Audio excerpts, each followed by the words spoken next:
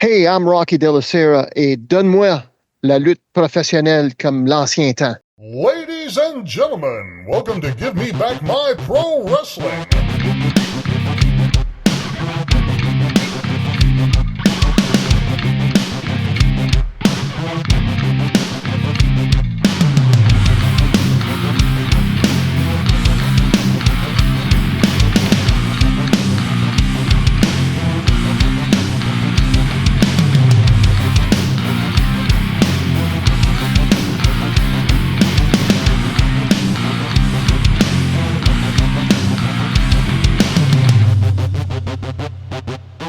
For those who don't know, now you know, baby. This is Hot Rod Biggs, Jared, Jimmy Street. We're going to take them to the limit one more time, baby, right here on Give Me Back My Pro Wrestling.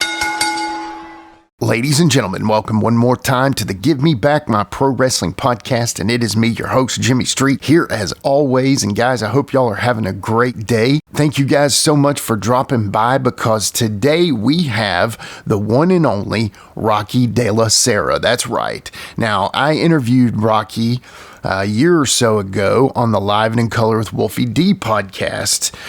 He was doing the signing up in Portland for Nick, and we had him on the show and had a great conversation. And today we have the opportunity to have him on this show, and we're going to have a blast. Of course, Rocky is coming on the show to talk about his career, of course, but also the release of his book, Wrestling with a Rocky Life.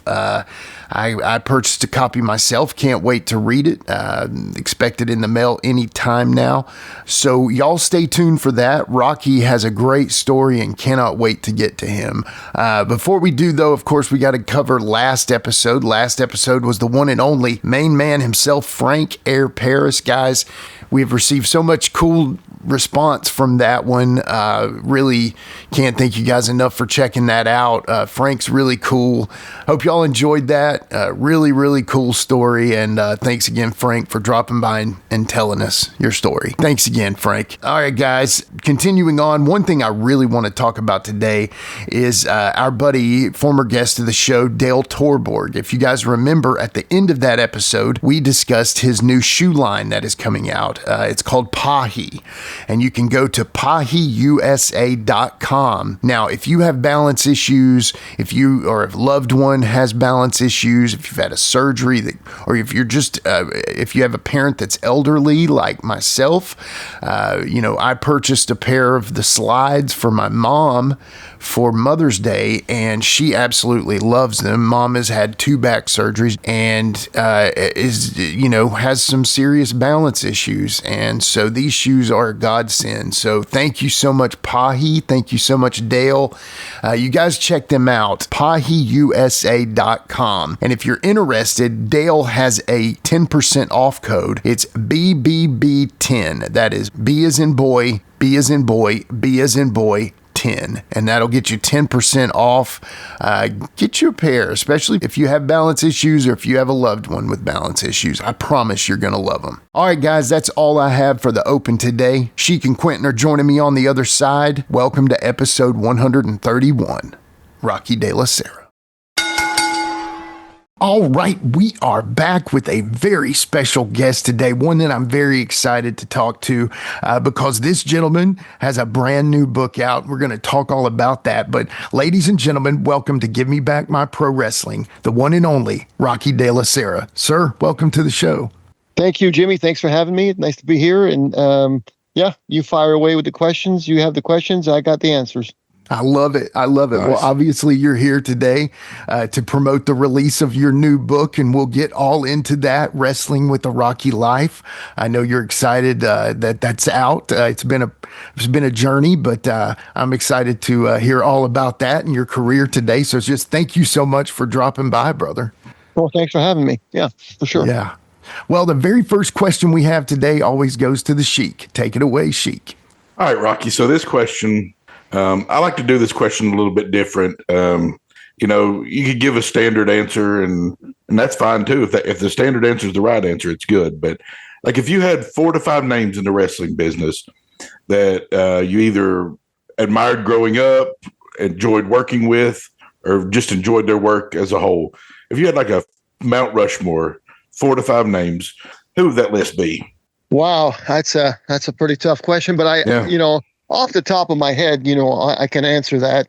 I might miss somebody here or there, but to think of all the guys that I've met and worked with, you're talking about who I thought were great wrestlers and guys that I thought were great guys at the same time and real professionals, right? Yeah, just whoever you admired in the business. I admired Ric Flair. I mean, I thought, and I met him. I never got the opportunity to work in a wrestling match with him, but I've watched him many times. And I met him in Puerto Rico, and I also saw him in out in East Coast there, Rhode Island, a wrestling show. And I really admired his professionalism and just the way he works is incredible. And, he'd have to be I'd say number one wrestler that I admired and appreciated his work. So I'll put him at the top of the list. And then the next one is is also a Quebecer like myself from Canada, Quebec, Canada, actually Quebec City, was Rick Martel. I just thought, here's another guy that was a very professional attitude. I got to work with him also many times and got to, deal with him a little bit here and there in the dressing room. And also actually promoted a wrestling show here in Vancouver with another partner that I had when I was doing independent promoting way back in the mid to early 90s. I booked Rick Martel here in Vancouver and for a few shows anyway, and always a nice guy to deal with, quite the gentleman. And in the ring, he's just a fantastic wrestler, just a great worker. And having a match with him was just talk about a night off. Rick Martel is all of that. And there's some guys you work with, the announcer would go 5 minutes. You go, oh my God, I got another 10, 15 minutes to go with this guy. What are we going to do? Well, with Rick Martel, the announcer's saying 15 minutes and we're going home pretty soon. And it's like, wow, okay, that was easy. And I'm just starting to get warmed up. So Rick Martel, I would have to say, is up there, number 2. Number 3, and I always thought this man was a classic wrestler. And I got to work with him one time in Portland, Maine, and that's Dory Funk Jr. I just thought, his methodical wrestling and his style was a little bit unique. My first time wrestling him.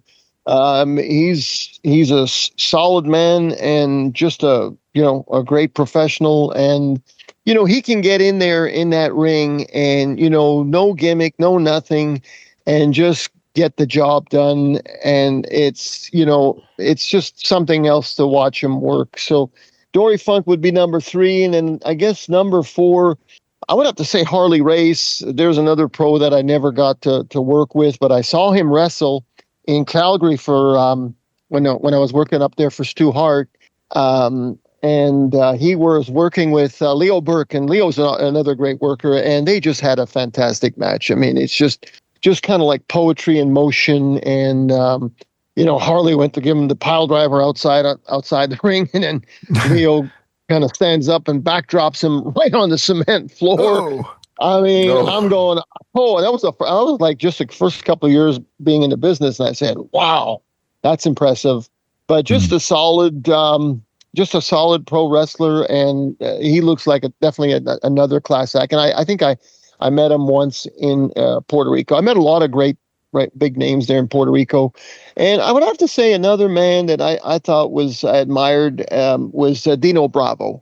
Yes. He's another Montreal boy, and he knew exactly what he was doing in professional wrestling, and I kind of looked up to him because he was in the business, and I've also heard him say this. I'm in the business to make money, and all these guys that I just mentioned here off the top 5 are guys that made money in the wrestling business and were in the business to make money. Definitely.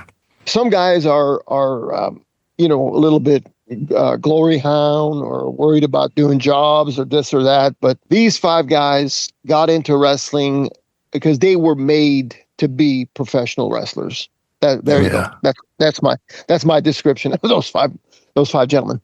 Let me address your list just a minute. It's such a Of course, we've heard Ric Flair on numerous lists, and why not? For sure. And why not? Yeah.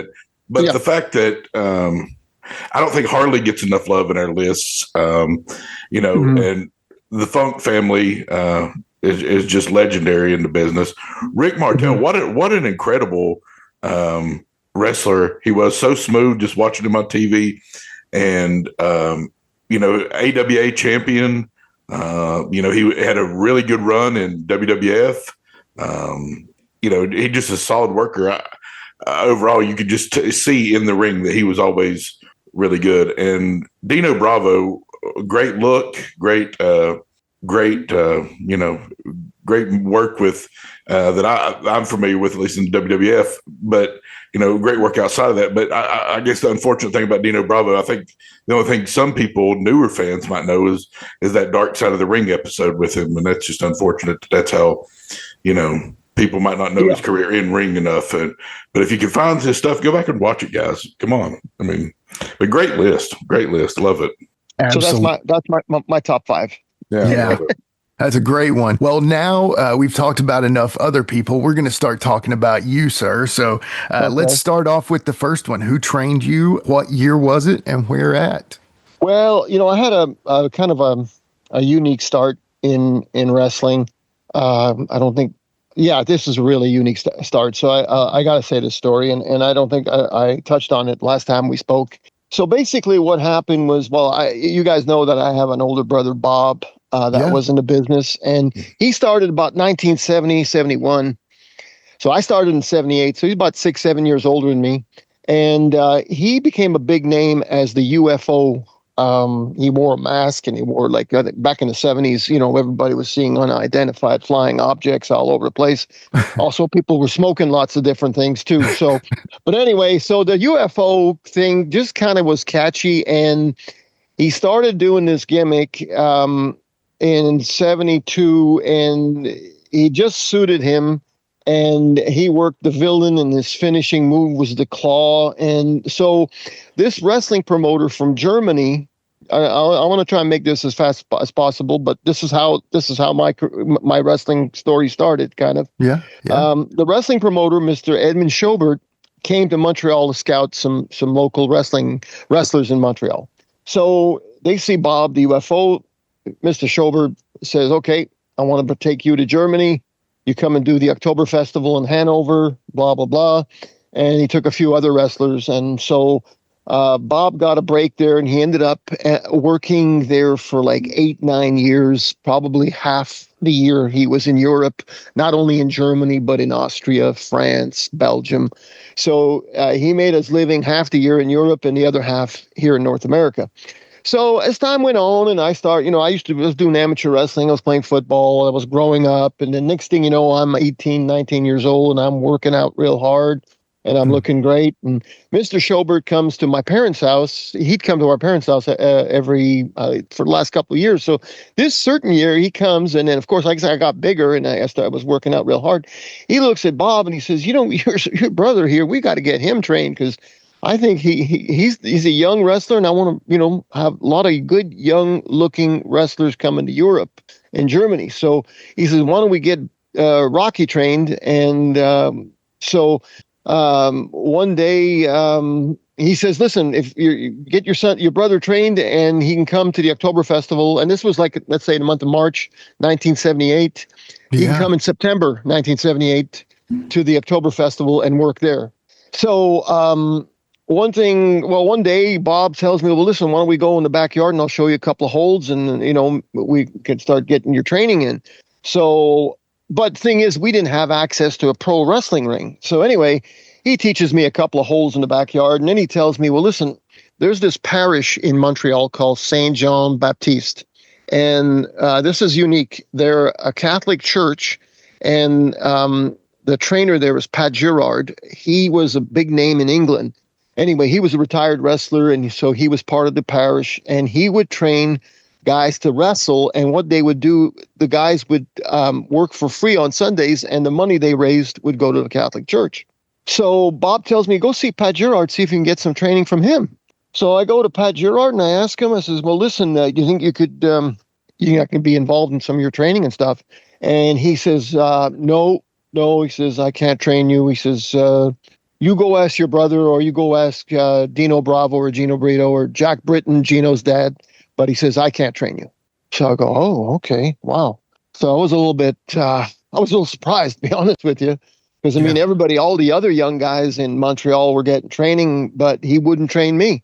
And, that's because, I thought about it later on in life. I felt a little bit discriminated against, but it was because, and I think you guys know that Montreal is an English and French town, and the English and French have always been fighting here over the last couple of 100 years in Canada. And so him being French, and all his wrestlers at the Saint Jean Baptiste were pretty much predominantly French, and me being my ancestry Italian, but I went to English school, he just kind of snubbed me and says, no, I can't train you. So, I got myself a pair of wrestling boots, and we had no access to a ring, and I'd watch a lot of wrestling, but I still ended up going to Germany. And Bob told me, he says, listen, I'll get you set up with Mr. Hito's going to be there, and Mr. Sakurada. I don't know if you know those guys. Mr. Sakurada is Kendo Nagasaki. He was right. He worked in the United States quite a bit. And Mr. Hito, and they were training a rugby player to become a pro wrestler. His name was Mr. Hara. I guess all these Japanese are all called Mr. and then they have a name. So, anyways, I would train with them at the October Festival, because we were in one town for 2 months. We didn't have to travel anywhere. We just wrestled there for 2 months. And so I got some training with them every day. And you know how the Japanese are. They train hard. But the thing is that, I went to this, I got booked, but I wasn't really fully trained. So I was, on the fly, I was learning, every day with the Japanese, and lots of bumps and lots of this and that. And so I got my training that way. But I mean, I think I ended up doing 15 workouts with them. And I just kind of learned on the fly, and just learn as you go. So I never really got went to any kind of wrestling training, or had any real worker train me. Of course, Bob would give me a lot of advice here and there. And then also Bob had a friend called Joe Ventura, who also worked as an Indian in Portland under Joe Lightfoot. He teamed up with Jay Youngblood, and Joe was a Montrealer. So we got along well, and Joe helped me a lot too. But this was always on the fly. Like when I went to work for Stu, Friday, the ring was up early. I'd go to the show early, and Joe and me, we'd work in the ring and do some training. Okay. So I kind of learned on the fly, and I had my first wrestling match the same day that Bob showed me a couple of wrestling moves. I go to the wrestling show with Bob this one day at the Verdun Auditorium, after he showed me three, like an armbar, a headlock, and I don't know what else he showed me, in the backyard of my father's house. And all of a sudden, the promoter that day, that same day, this was before I ever went to Germany, he says to Bob, he says, your brother there, Rocky, has he gotten any training? Oh, not really. We showed him a couple of armholes today. That's about it. Well, do you think he could do 8 minutes with Louis LaRosse? And Louis was a local boy in Montreal. And I'm like, what's going on here? Are they like, this is my first rib in the wrestling business, or what's going on? So next thing you know, Bob looks at me, wow, get in the ring, get some experience. What the hell? Give it a try. So I said, I got no boots. So he says, you can wear mine. Now, Bob's boots are about an inch bigger. His feet are an inch bigger than mine. So I put the wrestling boots on. I go, oh, geez, they're a little big, but okay. And then he lends me his wrestling trunks. And here I am walking to the ring. All of a sudden, out of nowhere, I just thought I was going to watch the show that night. I'm walking to the ring, and I'm doing my first pro match. Wow. Oh, my God. Very cool. So here I am working. I mean, I knew a little bit of amateur wrestling, and, I had some balance, and I had a little bit of, I played football. I did some wrestling, amateur wrestling. So I was athletically inclined, but, you still got to know a little bit more than that to actually pull off a match. Yeah. So anyway, I guess Louis figured I was more trained than that. So he throws me into ropes. He says, sunset flip. I said, sunset flip? Yeah, I've heard of that move, but I don't know not sure if I really know how to do it. Yeah. So I know you got to kind of go over the guy. So that he's like, the guy's going to give you a backdrop, and you kind of go over him and kind of roll up on him. And instead of rolling up, my head hit the canvas. Oh man. And Bob tells me later, he says, and there was maybe this building here could seat 6,000. We only had like 500 people at the show. He says, I could hear your head hitting the canvas all over the building. And it was like, boom. Wow. So it's a good thing I got a hard head. Yeah. So that was my first match, and that's how I got into wrestling. There you go. That is an awesome story. That is awesome. All right. So in June of '79, you worked a couple of shows for George Cannon's Superstars of Wrestling. Tell us about working for George, and you got any good George Cannon stories? Yeah, I got a couple. Well, I got one good George Cannon story. Yeah, so I worked for George on Superstars of Wrestling. We would do the television filming in Montreal at the TV 12 studio. He had the same type of studio show like, Tennessee had in a studio. There's a lot of territories at that time, a lot of territories at that time were doing the wrestling show in a TV studio. Here in Vancouver also, same thing when I worked here in Vancouver. So anyways, we would do the shows for George, Superstars of Wrestling. And from what I understood, that his Superstars of Wrestling went all over Ontario, all over Canada, Quebec, right all across the country from Newfoundland to BC, Canada. I found out later that it was going to Minnesota, Ohio, Michigan. I mean, his TV ended up being really strong, and he always used me and my brother really well.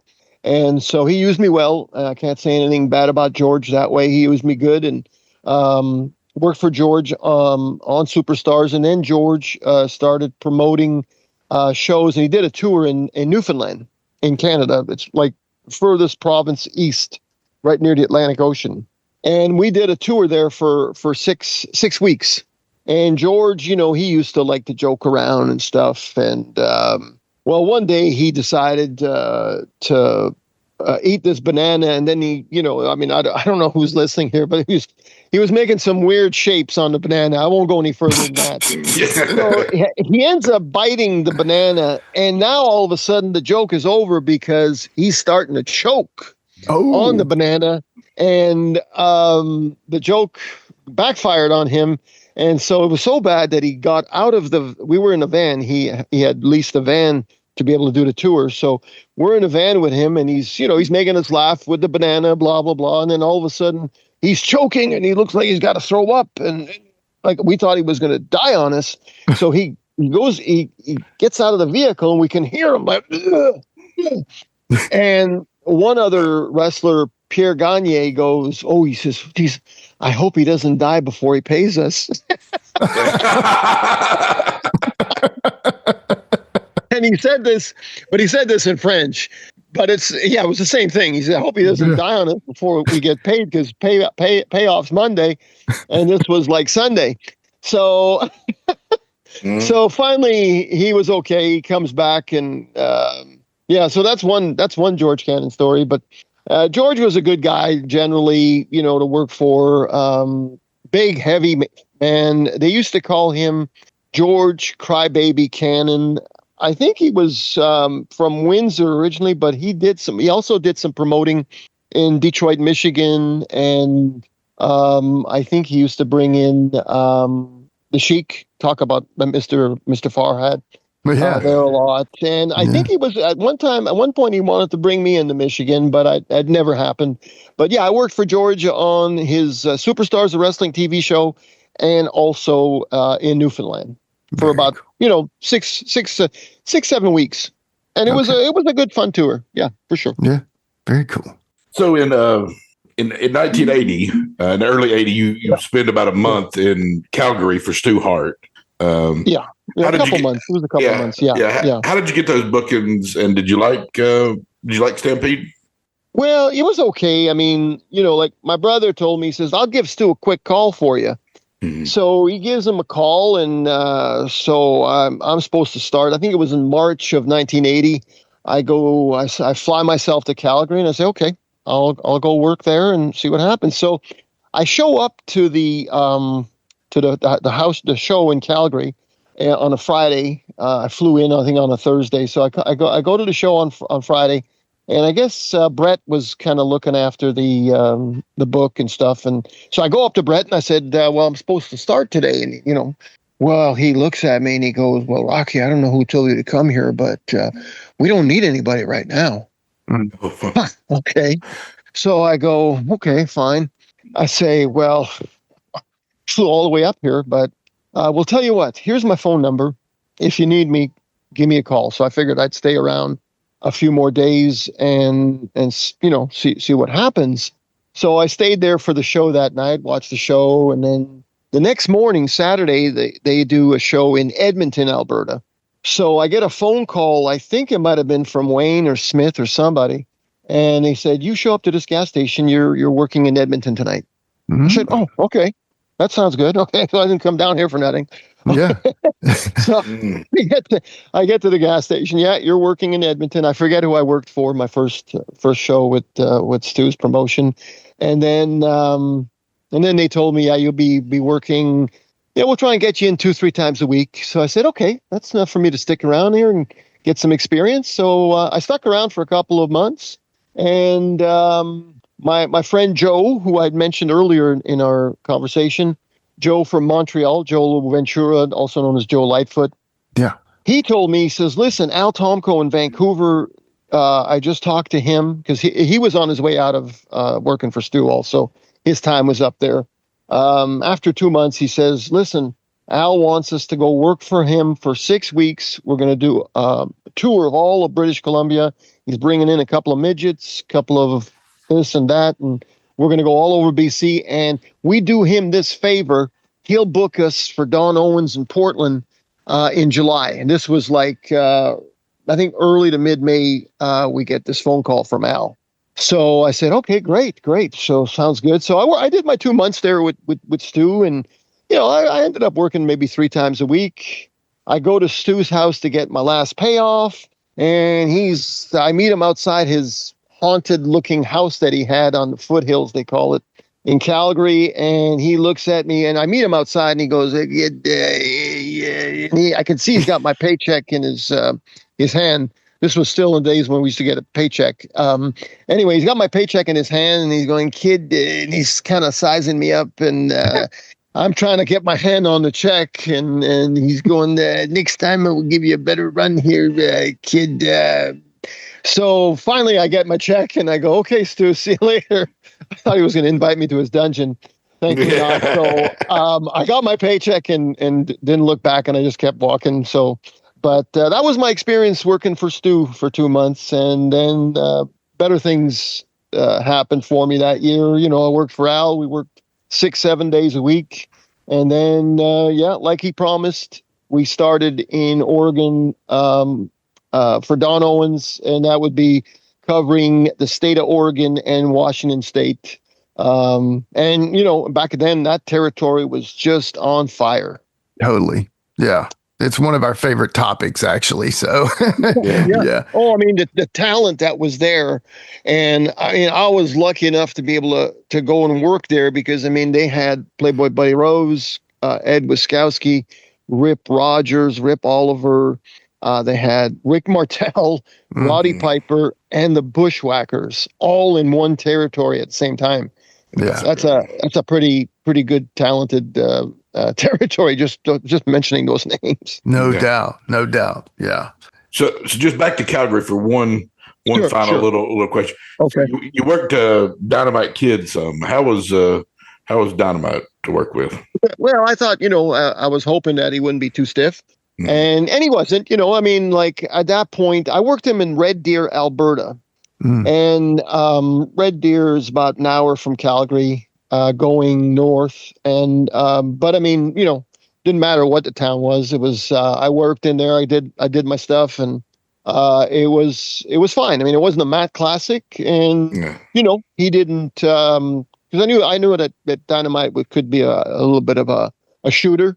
But he didn't try anything on me, and we just had a regular basic match. And like I said, at that point, I had a little bit of experience in the business, but not a whole lot. And it was, we did our 12, 13 minutes, and that was it. Very good. Very There good. you go. Yeah. All right, so you just talked about showing up in Portland for Don Owen. You've worked with Rick Martel there. What do you remember about those matches with Martel? Well, like I said earlier in the show, 15 minutes into the match and the announcer's going 15 minutes, it was like, oh, geez, I'm just warming up here. This went by fast. But no, it was just like went really well, and it's like you say to yourself, oh, okay, this is the way I hope all my matches will be, but it doesn't always work that way because not everybody works like Rick Martel. Yeah. So and I always like I guess it's part of like me and my brother. We and my brother also don't push the panic button and just go in there, try and be as relaxed as possible and don't be stiff and when you're working with a professional like Martel, you give them your body and you have an ear for the match. I maybe might have called little stuff here and there, but it just seemed to just flow very well. And some guys, it just didn't always flow very well. But yeah, that's what I can remember my matches with Martel, like I said earlier, is that, and that's why I mentioned him in my top 5 is that he was such a natural at this, that's all I can say. Yeah.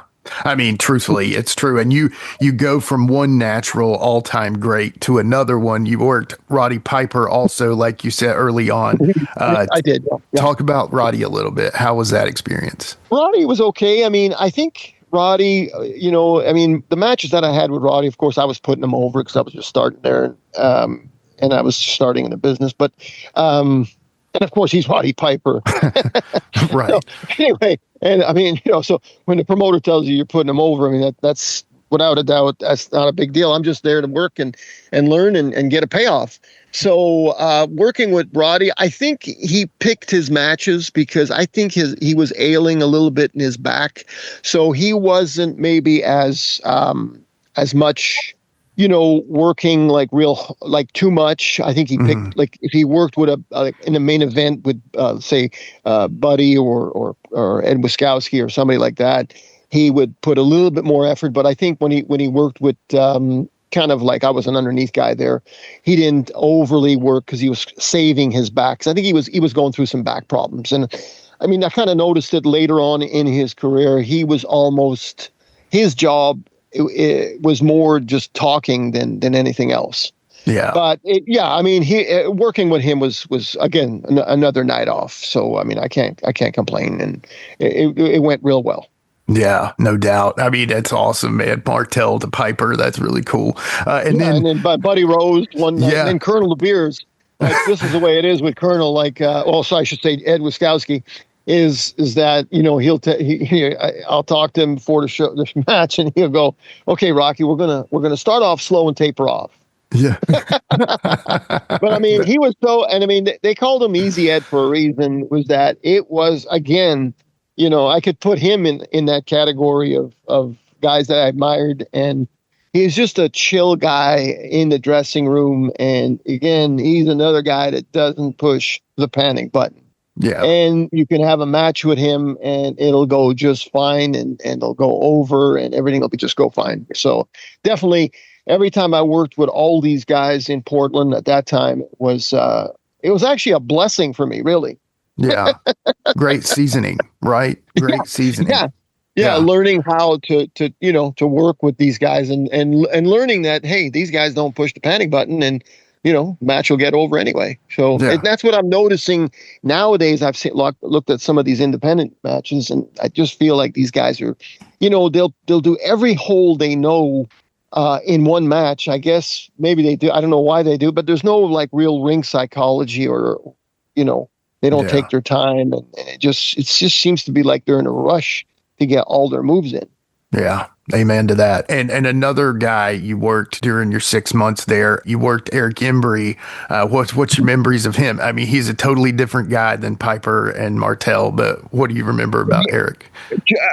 He's just a natural guy. I mean, he's classic. And I got to work with him in Oregon, and I also worked with him in Puerto Rico. Okay. In Oregon, I was a heel. He was a baby face. And then in Puerto Rico, I was a baby face. He was a heel. But yeah, I mean, it was just great working with Eric. I mean, again, there's no potatoes and there's no, Right. it's just a great match. And he's just a natural. The kid's a natural. I mean, I shouldn't say the kid, he's my age, but he's just a natural. He's a natural professional wrestler. He knows what he's doing in there. He was born for wrestling. Amen. Amen to that. Amen to that. Another person that was born for pro wrestling, but in a different light, Don Owen. How was your experience working for Don? Don was great. I mean, he really encouraged me. He appreciated, I was just an underneath boy there, but he always appreciated the fact that, even though I was working as a heel, I was working like first, second match, and he appreciated the fact that I'd go in there and wrestle and not try and get any cheap heat or, take any heat from, basically Portland was a wrestling territory. So all the heels that worked there were all wrestling heels. And so he appreciated that I went in there and I wrestled and like he's kind of an old school type of guy. And I'm sure if he was around today, he'd be saying, "What's going on out there?" But he was a funny guy too. I mean, not funny, but he'd always wear the same sports jacket at every show. and I guess he was a farmer. I think he raised turkeys. I don't know what else he did at the farm, but I know on Thanksgiving he gave all the boys a turkey. Oh, well, that's nice. Yeah. Yeah. So I gave my turkey to Buddy, and I think I went over to his house. It was the first Thanksgiving I spent in the USA. Was at Buddy Rose's house, and Rip Oliver also gave him his turkey, and I think his partner at the time, Buddy, his girlfriend, or I don't know if he was married or not, but anyway, they made a nice Thanksgiving Day dinner for us, so that was good. Yeah. But Don was a real nice guy, and he's a good fair man with the money. I mean, he owned the Portland Sports Arena where we would run every Saturday night, and then sometimes he'd do a Tuesday night special. But he was able to do that with the money was just because he didn't have to pay any rent because he owned the Portland Sports Arena building. Mm-hmm. So he was a pretty fair man with the money. Yeah. Yeah, that's what we've heard. Yeah, that's what we've heard. Yeah, I mean, I saved a lot of money working there in that 6 months. I mean, I walked. I went back home with money in my pocket. That's awesome. That was awesome. Nice. Yeah. So in March of '81, you show back up in Vancouver as Destroyer number 2. Tell us about Destroyer number 2. Well, I was actually supposed to go work in LA after Oregon in January of '81. And Buddy Rose and a few other guys told me, "Nah, don't go to LA. That area there it's just not good. They're not doing any business there." I guess they kind of discouraged me. And he says, "Listen, Rocky, if you want to spend all the money you saved here in Oregon, you'll spend it all in LA. So my advice to you is don't go there." Now, I don't know. Maybe I shouldn't have listened to him or what, but I took his advice and I went back home. Actually, I went back home to Montreal, and then I contacted Al, and I went back to work for Al. Yeah, in Vancouver, and he says, you come back here and you work as the Destroyer. So I said, okay, no problem. So I worked as the Destroyer, and I think I worked as the Destroyer in 1980 when I did that 6 weeks for him. I had a hood on, and I worked as the Destroyer then too. So that's why he kind of brought me back as the Destroyer after I finished in Oregon. And the way they ended up taking my mask off is I worked Gene Kiniski at the P&E Gardens in Vancouver, and we did a finish where he goes to give me a flying mirror, and the mask flies off, and then he goes behind me, does a quick roll up, 1, 2, 3. So now the mask is off, and I'm hiding my face, and the fans are all going, "Hey, that's Rocky Della." I knew that was Rocky Della Serra under that mask. People back then were a little gullible. I mean, I'm surprised. Like some people weren't sure if it was Rocky Della Serra, but some people thought, yeah, it's got to be Rocky Della Serra. So next thing you know, the mask comes off. Gene does the flying mirror routine where my mask flies off as he gives me the head mirror, and then he kind of gives me a quick a schoolboy roll up and 1, 2, 3, and then I started working as Rocky again. Okay. How was it working, Gene? Oh, I love working Gene. Yeah, he's again old school.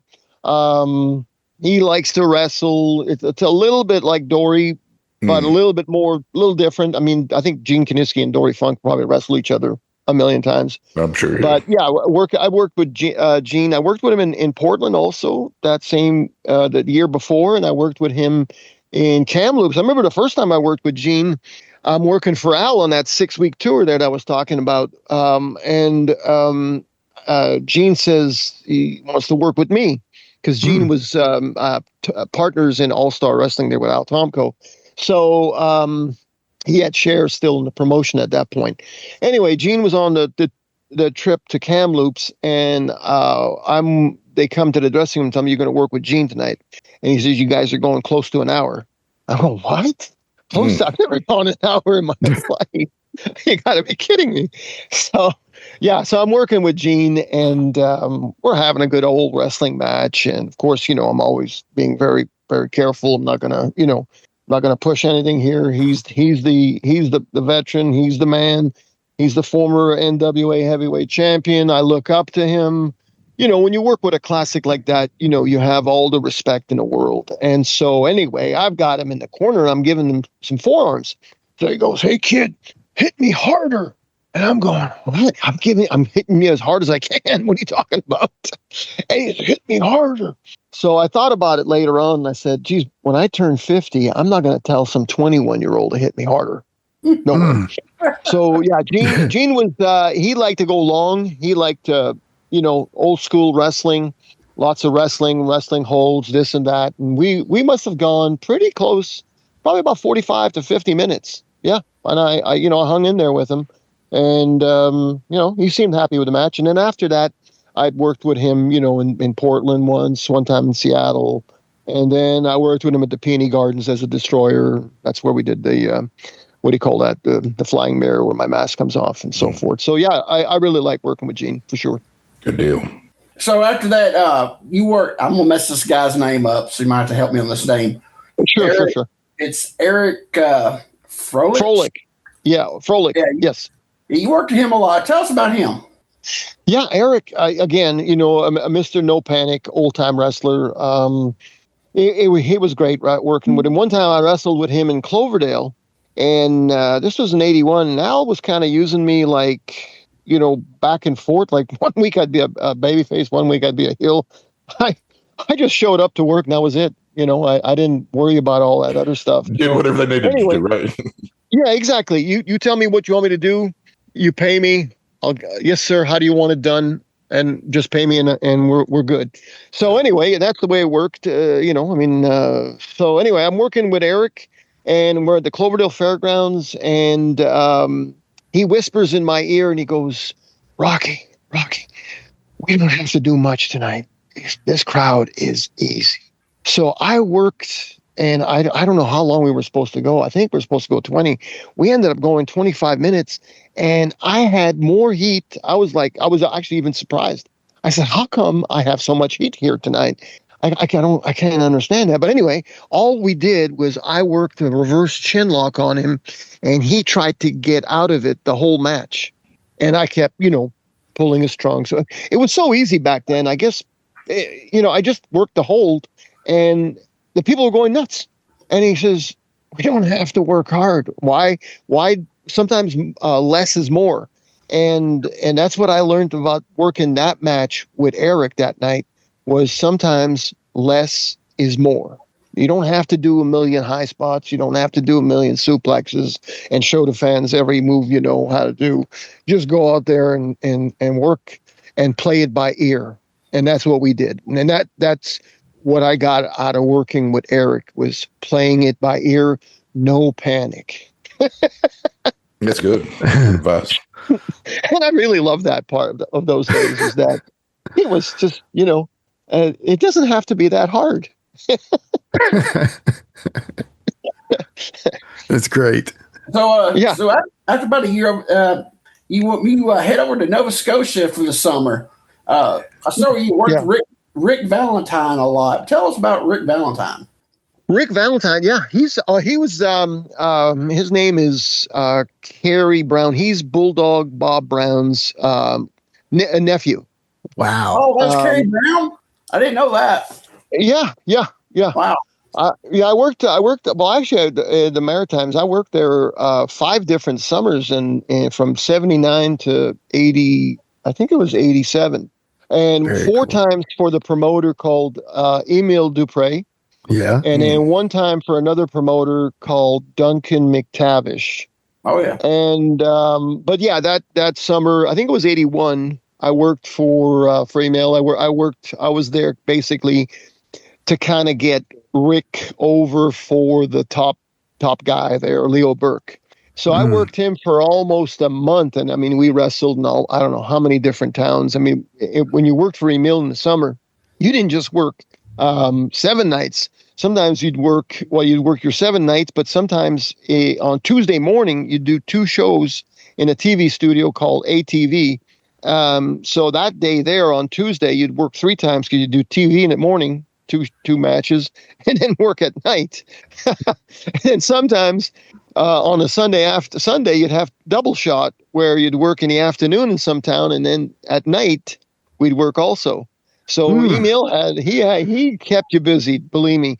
But anyway, I worked with Rick Valentine, got him over, and I think he did the finishing move, the superplex, where he sat you on the top turnbuckle, he gets on the second rope, and he suplexes you over. And from what I can remember, that suplex, it's almost like you feel like you're a tree coming down, like it's like timber, and you're wondering when am I going to hit the mat? Then you finally hit the mat, and you get a little bit winded, and you're okay. You're still alive. So I put him over there for a good month, and I set him up for the top guy, Leo. Leo was like a god there, Leo Burke in the Maritimes. Yeah. I'm sure you guys know Leo Burke. Talk about Leo Burke. A lot of people in America don't know about him, but he was major star in Canada. He was a major star in Canada, and he was also, he had a style of wrestling that was very methodical and kind of like he could mirror, because when I saw him work with Harley in Calgary, he kind of mirrored Harley Race style, but he was the baby face and Harley was the heel, but he was very methodical. He also was similar to, like, he could work with Dory Funk and they could almost mirror each other. He was kind of like the Dory Funk of Canada at that time, for sure. Gotcha. So, Leo is a great wrestler. And, talk about the top 5, I could maybe even include him there just because of his style of work. And, he knew his pro wrestling, believe me. And then definitely another guy that doesn't push the panic button. So I learned a lot watching Leo, and I just even liked watching the way he walked in the ring. He had a certain style that looked, believable. And when he got an arm bar or a headlock, it looked like he meant business. And, I was lucky enough to get the opportunity to work with Leo also in a match. And yeah, I mean, it's just, again, poetry in motion. These guys are just incredible. Nice. For sure. Yeah. Yeah. I did get the opportunity to work with some definite mat classics in the years that I was in the business. Yeah. You're listening to Give Me Back My Pro Wrestling, and we'll be right back after these messages. Are you a pro wrestling fan? Well, stop by Captain's Corner, where you can get autographed photos, cards, magazines, and figures from all of your favorite wrestling superstars of the past, present, and future. You'll also be able to participate in live signings in the weeks and months to come. Make sure to stop by Captain's Corner on Facebook and give us a holler. Remember, cheers to the working man. Hello, wrestling fans. This is Bruno Sammartino, bringing my 22-year wrestling experience to the Captain Lou Albano hotline. Call now for the latest news and my views on professional wrestling. The latest news in the world of professional wrestling, including WrestleMania 4 and the Clash of Champions. We will give you match-to-match results on both events. Remember today, March 27th, call the Captain Lou hotline for WrestleMania 4 and the Clash of Champions. Don't miss the match results all day today. $1.50 the first minute, 35 cents each additional minute. This next guy I want to ask you about. I first saw him, and actually, the only stuff I ever really saw of him was he worked a lot of the Maple Leaf Garden shows. What about Goldie Rogers? What do you remember about him? Goldie was, I worked with Goldie a few times also. Yeah, Goldie was a good guy. He was from, I think he's from Ontario somewhere.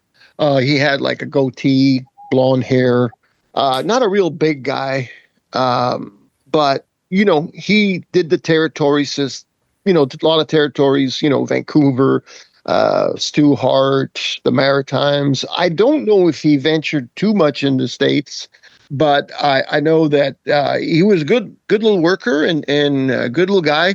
I guess he never got any good breaks because he wasn't an overly big guy, but good worker and nice guy for sure. Cool. Well, in fall of 82, you talked about it a little bit before, you show up in Puerto Rico for Carlos Colon. On October 16th, you and Pierre Martel beat the Moondogs for the tag titles. Also, this match was on the big Hiram Bithorn Stadium show in San Juan. Do you remember, what do you remember about that match with the Moondogs? Well, to start off my time there in Puerto Rico, when I got in there, they told me they were going to team me up with Eddie Gilbert. Yeah. And so I said, okay, because Eddie was a really, really good worker and good wrestler. But that got changed real quick because he all of a sudden was, and I think at that time it was the old man Vince Sr. He booked Eddie into New York for WWF. And I think at that time, WWF was kind of affiliated a little bit with Puerto Rico. Okay. Monsoon owned some of Puerto Rico. Gorilla Monsoon owned some of Puerto Rico, and I think he had some shares or something with WWF also. So, So anyway, Tommy gets booked in New York. And you can't blame him. He was gone real quick, and they decided, okay, well then we'll team you up with Frenchie Martin, Pierre Martel, and they started pushing us as a tag team, and we went. We got the belts from the Moondogs. The Moondogs had been in the territory for a while, and you know how it is. So they did their time. So they put us over, and we got our time. And we got over. Yeah, we must have that crowd that night must have been. They had some really big crowds there in San Juan. 12,000 people. I remember sitting down and looking at a house with Jack Briscoe, and he would be able to look at the house and he'd say, okay. He would know how many dollars was in the gate because, of course, he'd look at the ticket prices, and then he could count people in the stadium. Wow. He said, okay, this is an $80,000 house. Well, there I was Gino. So he said, Gino, this is an $80,000 house. And back then, 80,000, US dollars, that was a lot of money. It was 1982. Yeah. So you can multiply that by 4. You're looking at about a $350,000 to $400,000 gate. Yeah. So they were doing some pretty incredible business.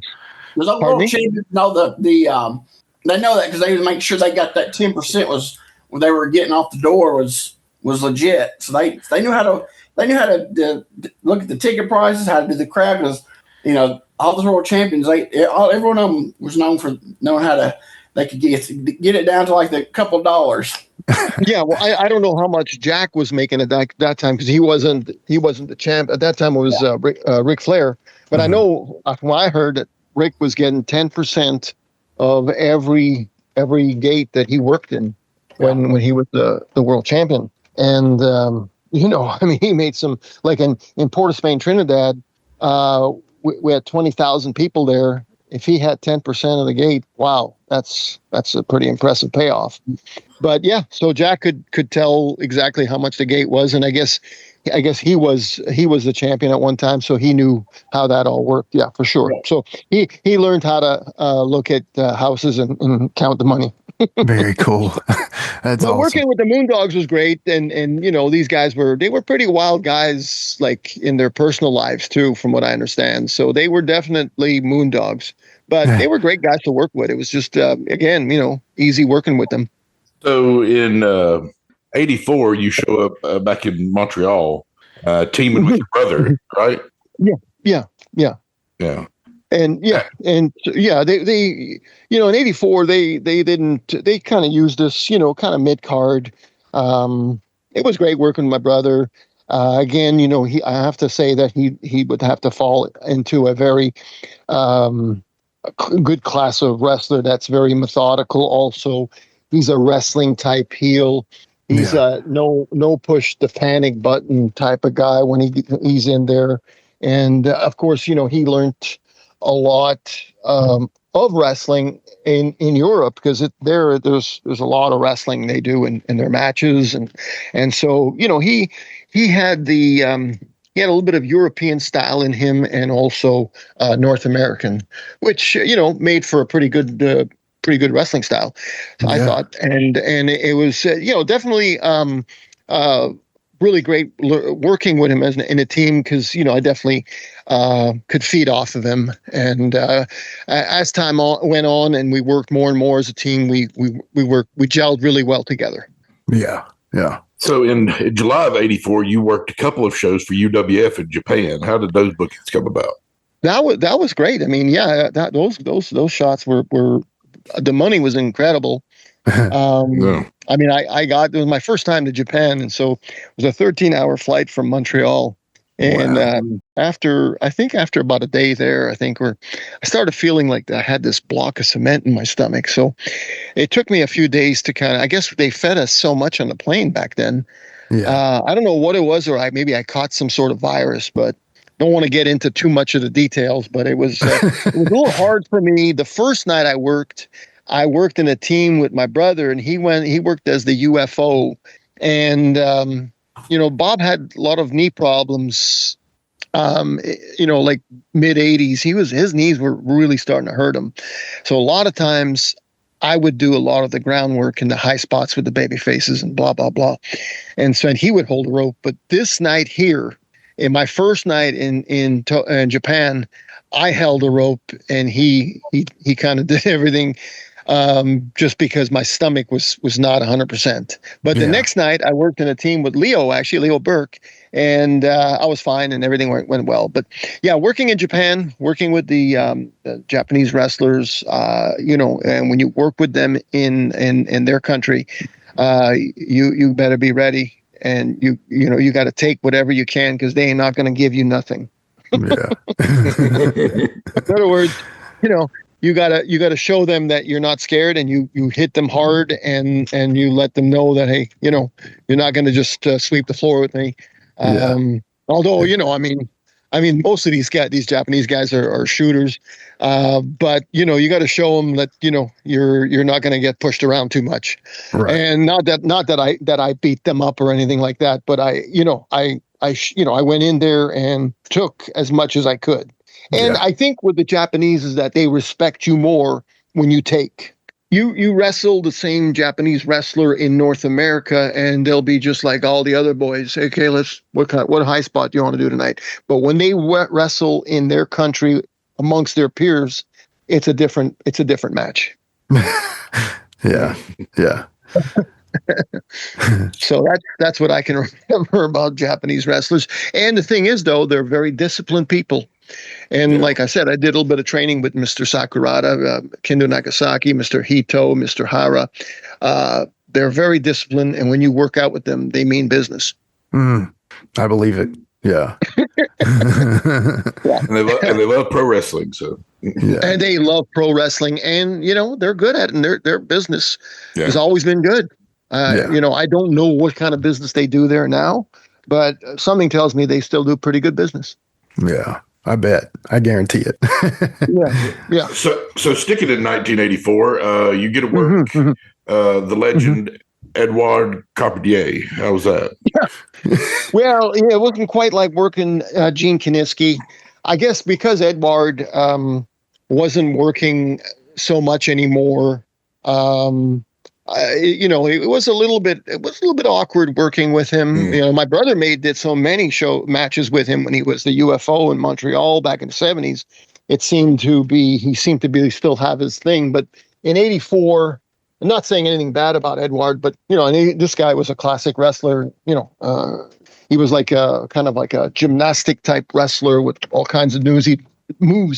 He could do like a backflip off the top corner post and then give you like a double judo chop and this and that, but he couldn't do that anymore. So I just found him a little bit sluggish, a little slow, and you could see that he wasn't the man that he was at one time. But I mean, definitely I grew up watching him as a kid and on television, and he was one of my favorites to watch.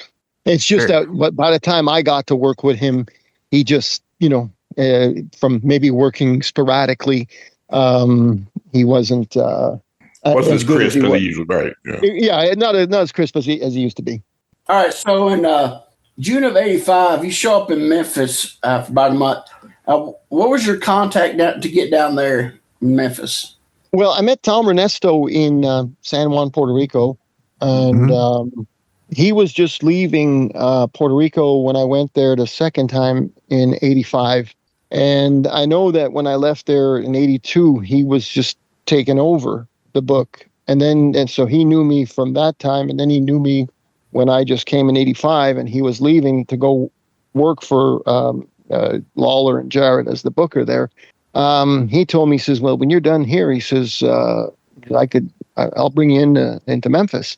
So when I finished up in Puerto Rico in '85, I went to work in Memphis, and Tom Ernesto got me in there. Okay. So what's your memories of working in Memphis? I got some good memories. There was a lot of great talent there and stuff, and just the territory was a little bit down. They weren't drawing as much as they were like.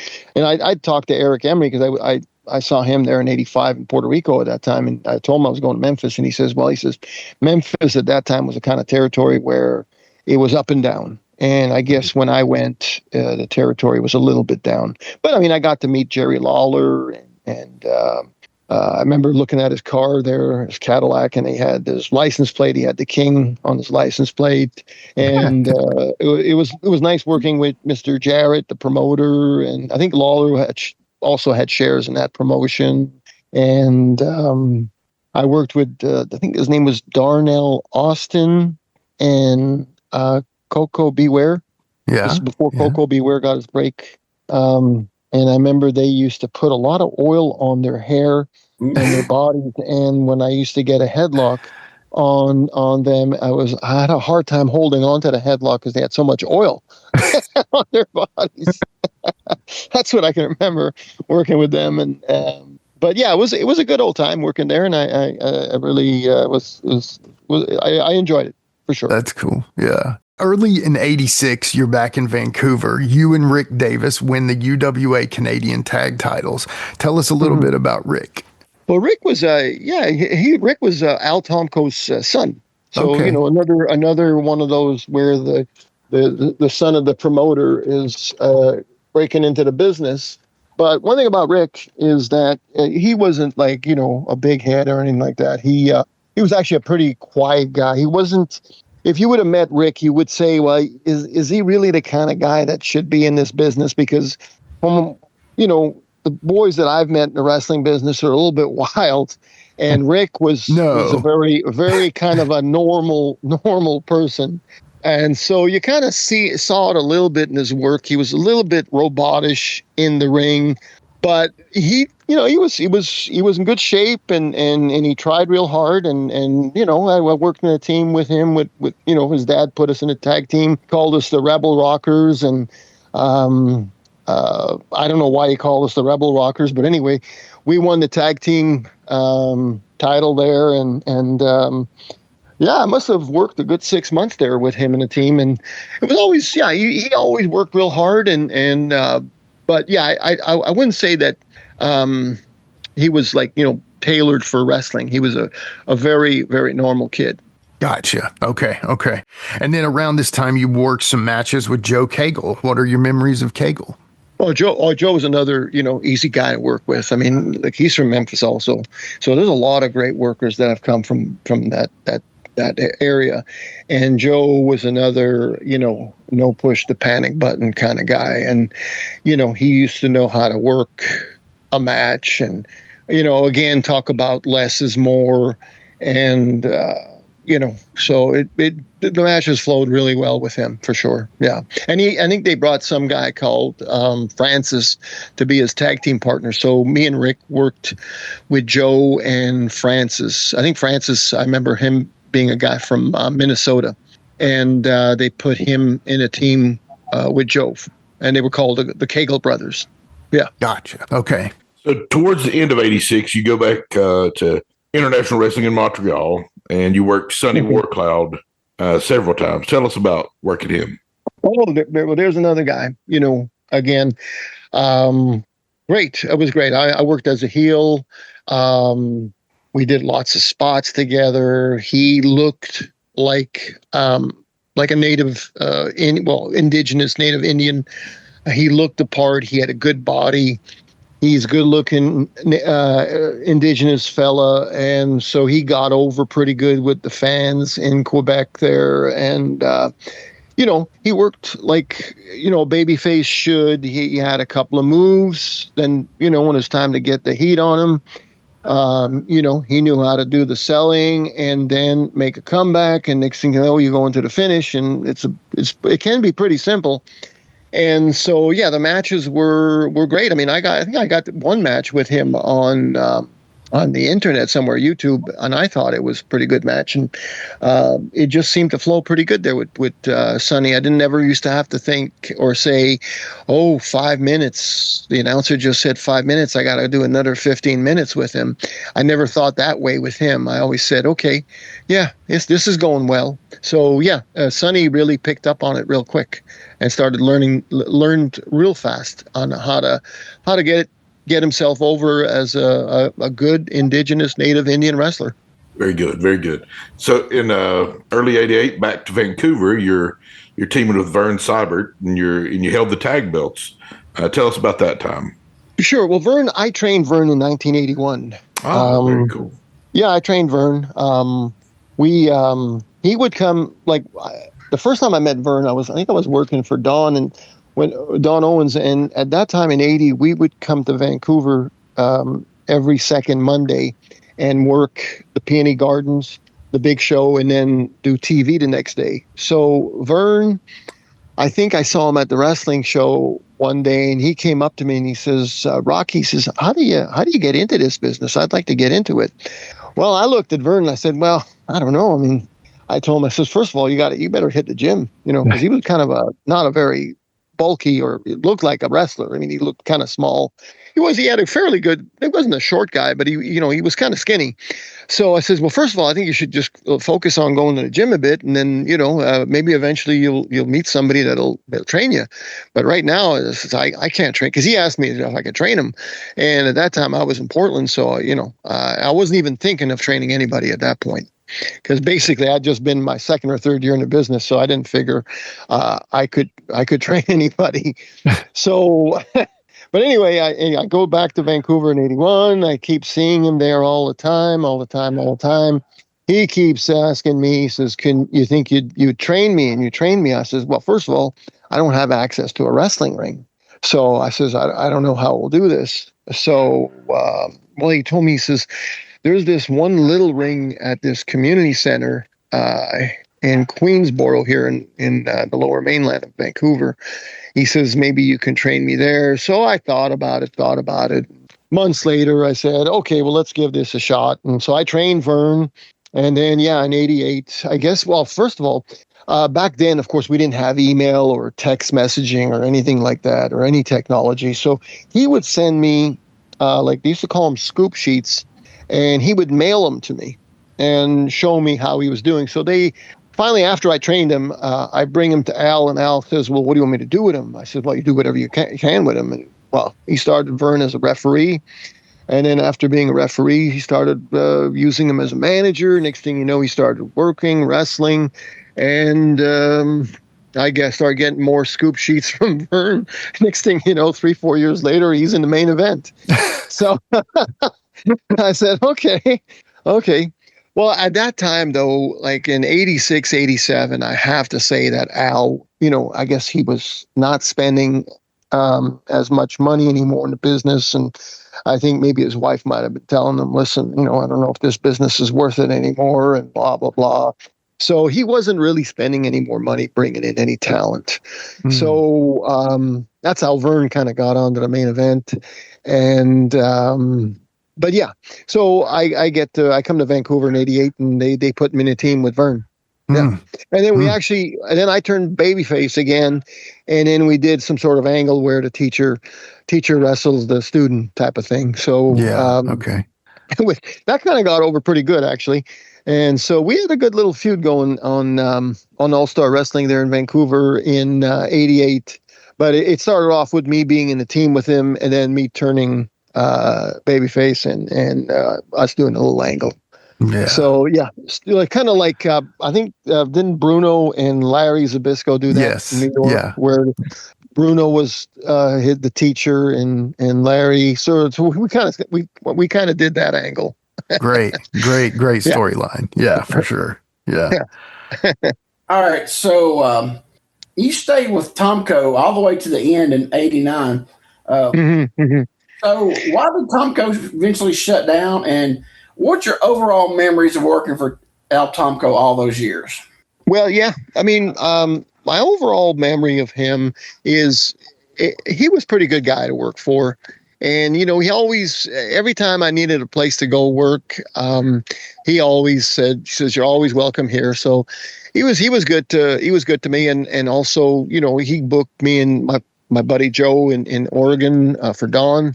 So he did that for me. And also, he always had, the door was always open here to work in Vancouver. So I always, I always got good memories of Al. But towards the end there, like I said earlier, he wasn't bringing in any more talent. But I mean, you started seeing it. I mean, it was like a domino effect. Territories started shutting down one after the other. Like Montreal shut down in 87. I know there was a whole bunch of other territories that shut down. And then, of course, Al's territory in Vancouver in 89. And he lost the TV with they call it Global now, but it was BCTV back then. So he lost his TV time slot.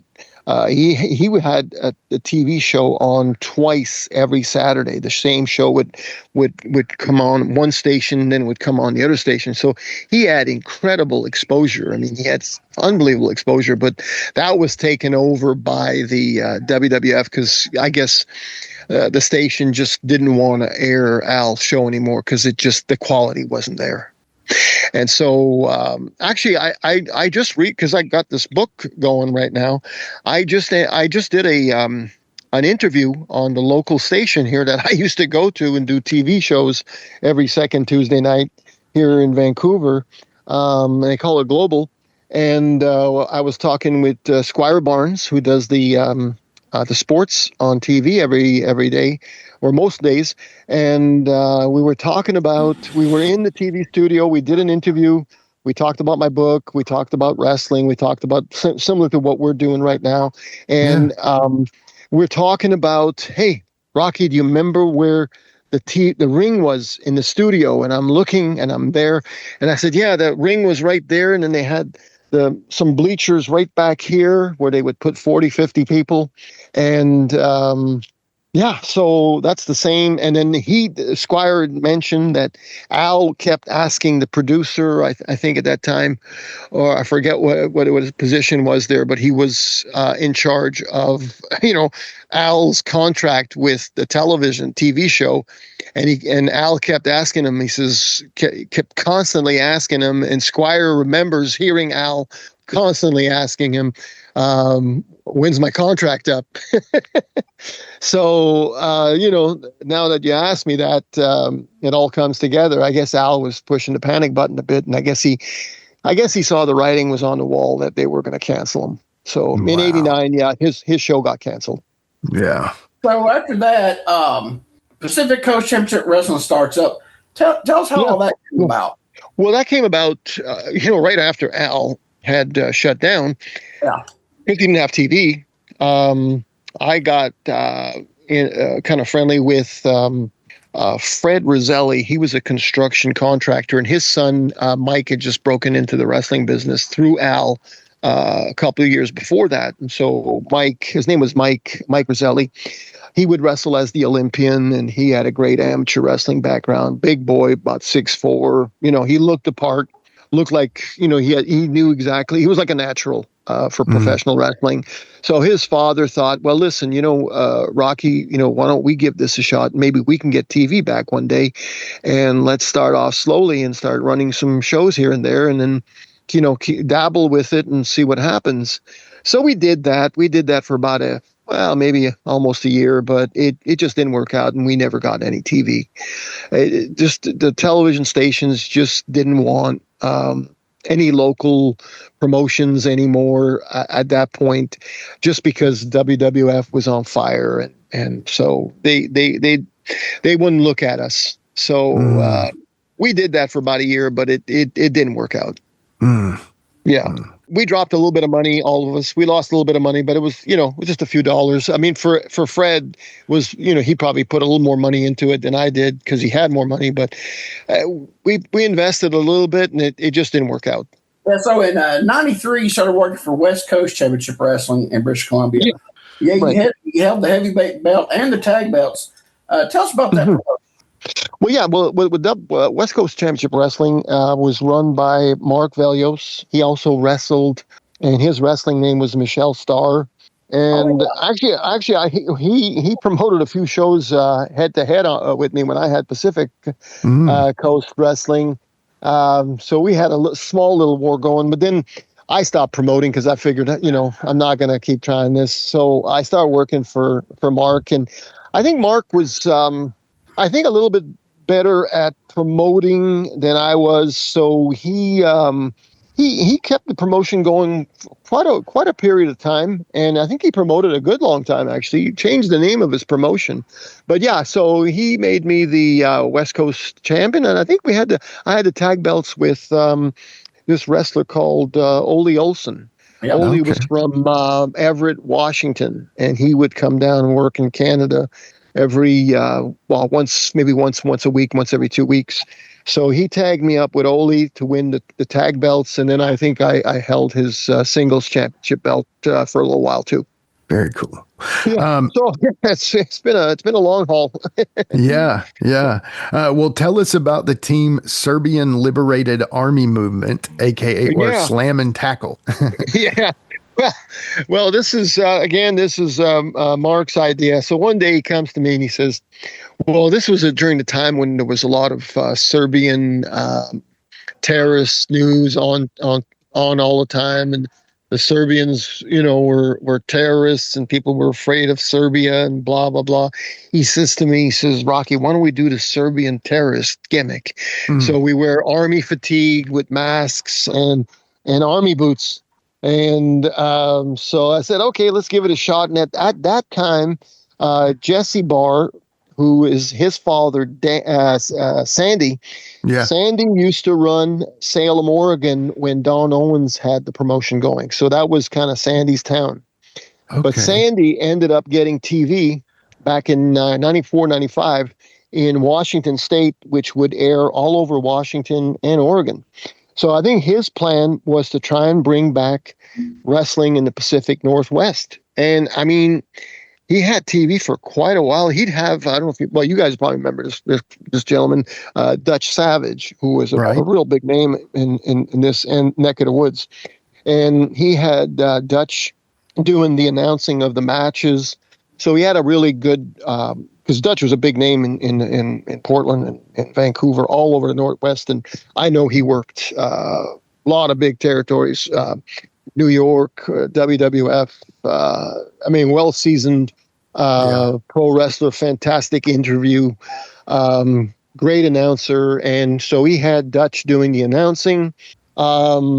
he had a good time slot. I think we would go on at 11 o'clock on Saturday nights, and we would do the filming around 8 o'clock. And we did this in Vancouver, Washington. He wasn't licensed to get into Oregon yet, but he was licensed in Washington. So we would do a show in Vancouver. And me and Mark must have worked the Serbian about a good year almost.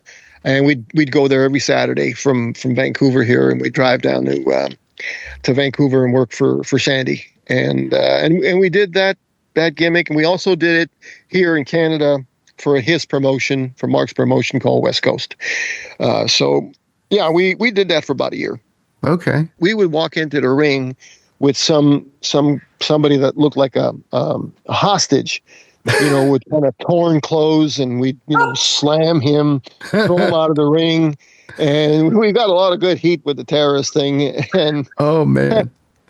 So it was pretty crazy. We did it. I thought we did a pretty good job, but independent wrestling at that time just wasn't catching on enough. Yeah, and it's unfortunate because Sandy had the television show there in Vancouver, Washington. So, when you got television, you've got something. But it just wasn't enough. Yeah. His son, Jesse Barr, I think Jesse, he worked as, what's his name? Jimmy Jack Funk. Jimmy Jack Funk, he worked as one of the Funks, Dory and Terry, I think, when they worked for Vince Jr. Right. We're big fans of his son, there. Art, too. Art Bar. Yeah. Right. And I think Jesse got to work in Japan a lot. He was in pretty good with all the Japanese there. And so Jesse ended up, actually, I remember in 1980 when we did that little tour there for Al. Well, Jesse's from Portland, and his father's Sandy, and Jesse was on that little tour with us also. I got to meet Jesse when he was green as grass in the ring. Yeah. That's great. Well, honestly, the whole reason that you were here today with us today is to tell us all about your book. And for a little timeline history, you and I were on a show together, the Live and in Color with Wolfie D podcast. And at that time, the book was kind of in its infancy. And now it's a couple years later, and it's finally complete. Wrestling with a Rocky Life. Tell us about your book and how it came to be, Rocky. Well, it came to be... I was in, I think it was like late, maybe 2018, 19. I started talking to this wrestling historian. He became my friend on Facebook, and he was interested in my career and stuff. And so, he'd ask me a lot of questions, and like a lot of wrestling historians, they just keep gathering information. Mm-hmm. So one day he tells me, well, listen, can I give you a phone call? Maybe we can chat instead of, me emailing you or messaging you on Messenger and Facebook. So I said, yeah, here's my number. Give me a call. We can chat a little bit. So we started chatting, and then another time after that conversation, he said, well, it really went well. He says, Rocky, I'm really learning a lot from you. He says, would you be okay with another phone call one day? I says, yeah, okay, sure, let's do it.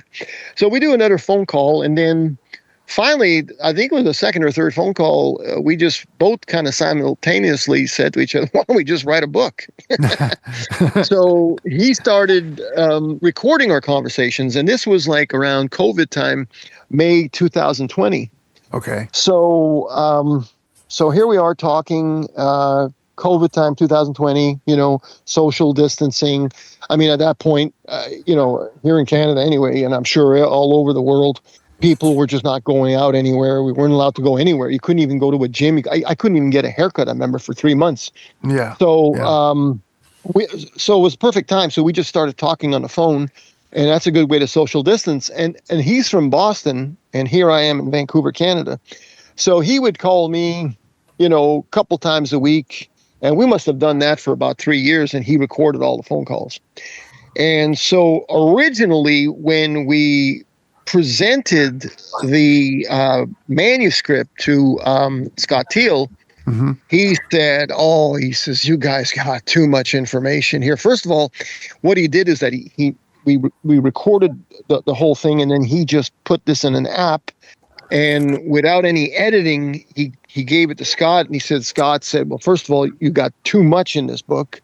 So we got enough to maybe even write another book. But anyway, So we had to cut back on all that. We had to get a lot of editing done. And that was kind of our stumbling block. And at that point, we weren't too sure if, Scott was going to take on publishing a book. So we were a little bit worried. But finally, in 2004, I guess we got another editor involved. And Scott said he could do a little bit, but he doesn't have time to do all that kind of editing. So we got somebody else to do the editing. My co-author, Zachary, who's from Boston, one of the gentlemen I was telling you was a wrestling historian. I forgot to say his name. His name is Zachary Carey. He did some editing. So we had about a year and a half there of, he kept showing Scott the manuscript, and he said, we got to bring it down to at least 208 pages. We had like 50 chapters at one time. We had to knock it down to about 30. And of course, we're listening to Scott because he's the man. He knows how it works. He's written or he's published so many books. So finally, this year he agreed. He says, okay, he says, you guys got it, up to snuff now. And of course, he did his thing as a publisher, and finally we got the book released about a month ago. So but it's taken time, and then of course it had to go into print. There's so many things that are involved in writing a book, and it's been a learning process for both me and Zach. It's probably something that I'll never do again, but I think Zach, being a fairly young guy in his late 30s, he said that he would like to write another book about a wrestler. So he loves the old-time wrestling, and the reason why he did it was because I was, a wrestler from the territory days, and he wanted to write a book, or he wanted to be involved in all the information about the old-time wrestling, and he's got a big respect for it.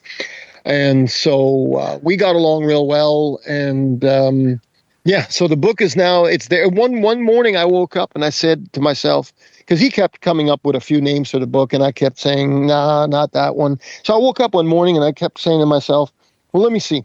I've lived a pretty rocky life. I wrestled as Rocky, and I wrestled. So and then all of a sudden it came to me and said, wrestling with a rocky life. Bingo. Yeah. And we stuck with that. And I think it's a fairly unique name.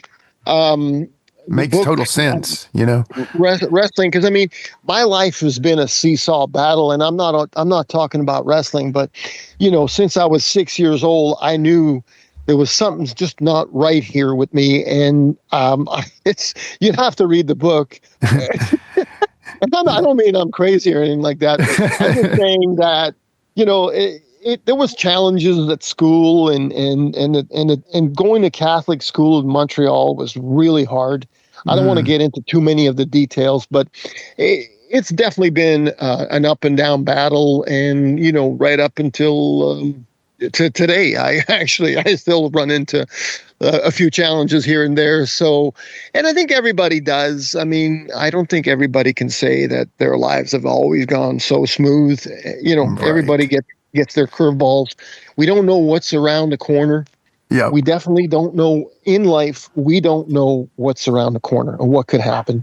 Right. Thankfully, I've been able to, be very healthy, and I'm thankful for that. So, I can't complain about that, but there's been some curveballs thrown at me in my life, and I think everybody goes through their share. So, but anyway, I just said, hey, wrestling with a rocky life sounds good to me.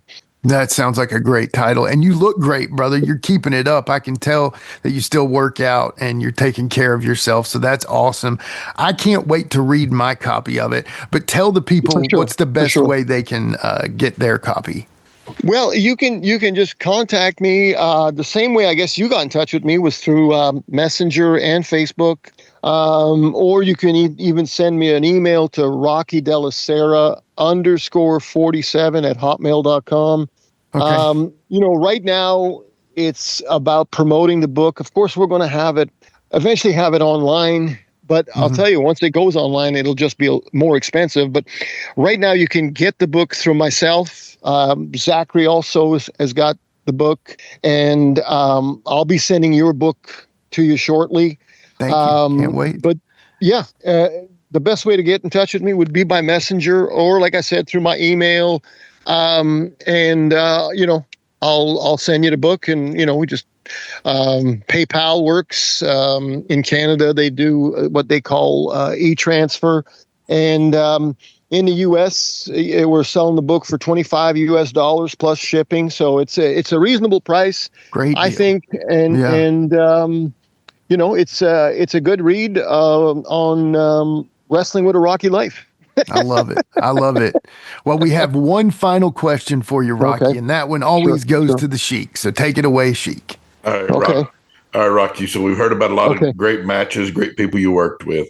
But if you look back on your career and you say, this was the favorite match I was ever a part of, what would that match be? Well, the favorite, I think, because, the people were going crazy and I felt like I was really getting over, was in San Juan, Puerto Rico. I was working with Don Kent, who was one of the Fabulous Kangaroos. And my brother was his partner. I think his name was Johnny Hefferman, was his wrestling name, because my brother Bob worked as one of the Fabulous Kangaroos with Don Kent, and their manager was Al Costello, the man who has 1,000 holds. So, and of course, Bob and Don are leaving the territories, but they were there for about a year and they were over big time. So here I am, young babyface coming in there, and working with Don was just great. I got over really good. The people were going absolutely out of their minds. I made my big comeback. Bob came on the apron. I nailed him. I nailed Al Costello. And then Bob tells me, go after his hat. And one thing you don't do is touch Al Costello's hat, his kangaroo hat. So that was a little rib Bob pulled on me there, which I wasn't supposed to do. Anyway, I chased him around the ring. Anyway, the people were going crazy. I don't know what it was, but Don was another one of those guys that's just easy guy to work with, doesn't push the panic button. I got over real good, and I had a good fiery comeback as a babyface in that match. And the people in Puerto Rico, when they buy into you, they buy in, and they were buying me that night. So I can remember, I felt like I accomplished something, and I felt like I got over that night. So I'm coming back to the dugout, because we wrestled in baseball stadiums, and it was in Heron Bithorn. And I could see Carlos, and he used to chew tobacco, and he watched a lot of the matches. He was a real student of and just like Ric Flair too. I see him. He'd watch the first match to the last match. Yeah. These guys are like constantly wanting to learn, or what? I don't know, or constantly looking at how other guys get themselves over. So anyway, I could just see Carlos, the whites of his eyes, and he's like giving me the acknowledgement, like, yeah, you did it tonight, kid. Looks like, and I got to follow you. So if Carlitos Colon, who's a god in Puerto Rico, can look at you like that, like give you the thumbs up, I would have to say that would be my all-time great match. Man, that's a great one. It's a great feeling, because, there must have been about 14,000 people there. When you got crazy Puerto Ricans yelling and screaming, for you, Gino. It was, I would have to put that match as my, the match that I felt like, I feel like I'm accomplishing something here today. That's incredible. Well, brother Rocky, this has been incredible, man. I cannot thank you enough. You answered all of our questions. I'm sure Quinton could come up with 100 more. So if you ever want to come back on, just let us know. We'd be glad to have you back. Sure. Yeah, we can do what do you call that again? They call that a Q&A. Sure. After people have read the book, and if they have any questions about what they've read and have questions about that, then we can do something like that for sure. Sounds great. It would be a Quinton and answer session on that one. Okay. I'm just kidding. But no, seriously, Rocky, this has been awesome, man. Thank you so much. It's an honor to have you on, and really, really appreciate you coming on and telling your story, man. Greatly appreciate it. Guys, buy the book. Please. And thank you for having me. And I want to thank you also for having me and giving me the opportunity, to talk about, my wrestling career and talk about the book. And so I really appreciate that also. And again, I thank you for buying the book, and I hope you have a good read. Absolutely. Cannot wait. Thank you, guys. Guys, y'all want to tell Rocky bye? Thank you, sir. Appreciate you. Thank you. You have a good one. Thanks for having me. Take care. Thank you, Rocky. Appreciate you for coming on here. Thank you for giving me a great interview. Appreciate it. Thanks, you. man. Okay. Take care, brother. Hey, see you guys. Have a good one. Take care. All right, that was the one and only Rocky Della Serra. We'll be right back to wrap things up on Gimme Back My Pro Wrestling after these messages. Hey, my name is Tammy Reynolds. I am the wife of Forsaken Rick Reynolds, that super cool guy that everybody knows and loves. And I represent West Side Sauces. I make sauces, I bottle them, I seal them, I sell them. I have a hot honey sauce, I have a sweet sauce, I have a hot sauce, I have a white sauce that's so yummy you can use it on everything. They are absolutely amazing and I'm so proud of them. We make them from scratch. So go on our website, westsidesauces.com, check out our products, read about our story, and go online and order you some of these yummy sauces.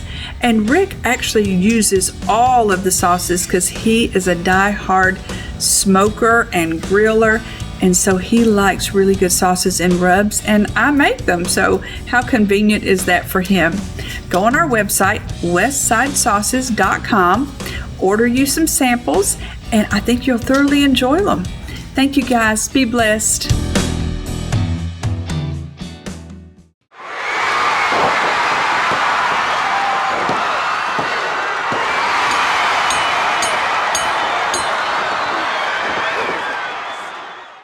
All right, guys, we are back, and that was the one and only Rocky Della Serra. Guys, that was cool, right? Thank you so much, Rocky. Guys, one more time, his book, Wrestling with the Rocky Life, is out now. Contact Rocky today for your opportunity to grab one. Definitely recommend it. Like I said, can't wait to check mine out, but hearing the show today should easily make you want to purchase that book because Rocky has a really cool story. Thanks again, Rocky, for writing the book, and thanks again for dropping by the show today. We greatly appreciate it. Also, guys, as we've been asking these past so many episodes, continue to keep Ben Jordan in your prayers. He has received some good news, but the fight is not over, and we're going to keep praying until it is. And when it is, we'll keep praying some more. So y'all just keep Ben in your prayers. Also keep Quinton's wife, Dana. She's having some health issues right now. So keep Quinton and her in your prayers as well. And honestly, we just appreciate it if you keep everyone on the show in your prayers. Greatly appreciated so much. Thank you all. Next episode, guys, I'm going to spill it on this one. And you know why. It's This Month in Wrestling History with Quinton Quarisma, episode 13. And he's covering July. Now, if you remember, this episode started last year in July. So this is technically the 1-year anniversary of the first episode of This Month in Wrestling History with Quinton Quarisma. So I hope y'all turn out and check it out. I know Quinton puts a ton of work into these episodes. He puts a ton of work into this show, period, but he puts a ton of work into these episodes. So y'all tune in for episode 13. That's going to be next Thursday. Don't miss it. Seriously. I know he's going to have a good one. But normally, I would say, if you want to find out what our next episode is going to be, of course, it's at GMBMPW on Facebook, Instagram, YouTube, and X. Guys, thank you so much for liking, following, sharing, subscribing, all those things you do. But most importantly, we greatly appreciate you for listening. So, for the one and only Rocky Della Serra, the Plastic Sheik Jared Street, Quinton Quarisma, and myself, this has been Give Me Back My Pro Wrestling, and we'll see y'all next time. Don't forget. And you, Rocky Della Serra, the new look, the mustache, the handsome, young, mean Italian. What do you think of that, George Cannon? The new look. Look how good looking that guy is on TV. Jesus, look at that. You should call me the teenage idol. Don't I look like a teenage idol? What do you think of that? Not too much. He calls himself the Italian stallion. Well, he is quite a stud in me. He's got a good build. Yes, sir. Sure, he can wrestle too, but maybe a little bit over aggressive, I would say. Over aggressive. Everything I did that was legal. There's something you haven't seen since you left here. Bob and Rocky have changed your styles. I've seen that 2 weeks back. Oh, did you? First match, yes. Okay, so now you're aware of what has happened to the Della Serras. They're not the Della Serras that they were before. First, Bob did, and then Bob said the reason for that was because so many people were stepping on their toes, and they were going to step on their toes first.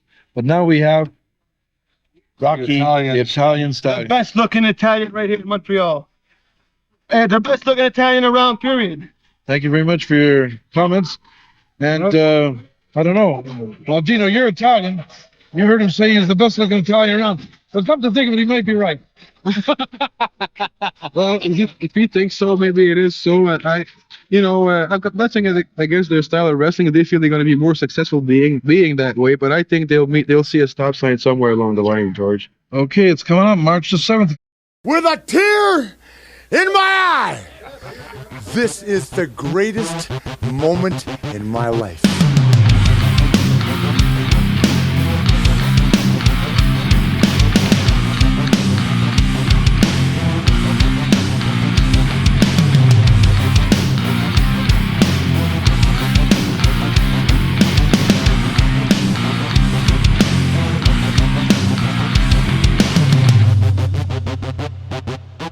We'll see you next week. And until then, so long for now. This has been a James Rock Street production.